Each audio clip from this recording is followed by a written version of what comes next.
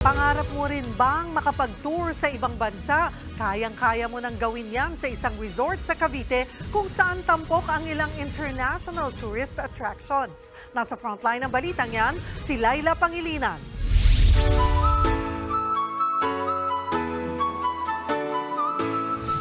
Gusto mo bang makita ang Statue of Liberty sa New York City?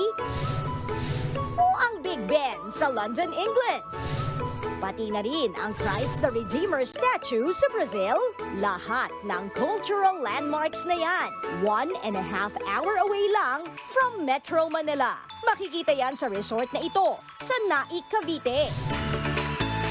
Sakto pa ngayon tag-init, mayroong 6 na swimming pool ang naturang resort. Pero bago yan, tuloy muna kayo sa kanilang international airport para mag-check-in. Handa na ba kayong mag-trip around the world? Tara! Sakay na! Hindi nga lang dyan. Dito, kuya! Hello ma'am, welcome to Taurus Hotel Resort. Sorry na po! Let's go! 7 ektarya ang laki ng resort na ito na may mga replika ng mga sikat na tourist destinations sa 30 bansa. Pwede kayong mag-picture o video for the reels at TikTok. Bukod sa Statue of Liberty ng NYC, makikita rin dito ang famous fountain ng Central Park. Mayroon pa silang replika ng castle ng Disneyland. Makikita rin ang Great Pyramid of Giza sa resort. Hindi rin nagpapatalo ang version nila ng Merlion ng Singapore. Todo aura naman si Imelda sa replika ng Big Ben. Feeling ko nandun ako sa UK. Ha? Pag nasuot ko yon, ma-prank ko yung mga anak ko na bumalik ako sa Big Ben. Sa halagang 160 pesos hanggang 230 pesos, pwede ka na makapag-swimming at magpa-picture sa mga replika. Ngayong summer, kailangan natin ng pampa-relax. Kasi pag nag-outside the country ka, it cost money.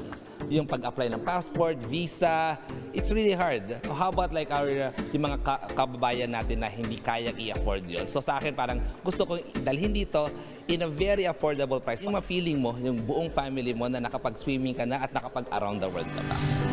Ang grupo ng mga senior citizen na ito, mas pinili na dito na lang maglibot dahil baka hindi na raw kayanin ng beauty nila ang mga ibang bansa. I've seen some of the yung totoong replica, pero kako, magandang ano to kasi pwede mo picturean na yung mga icons of the ganun. Tapos yun nga, nakakatuwa kasi naiikot namin ito.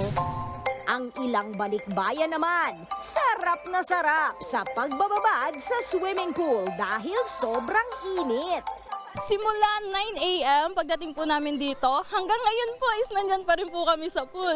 Hindi namin kinakaya yung init, so kailangan namin na magstay dito sa pool para mas ma-enjoy namin yung bayad. And sulit na sulit naman po. Kung bitin ang day tour, nag-o-offer din ang resort na ito ng accommodation para sa mga gustong mag-overnight swimming.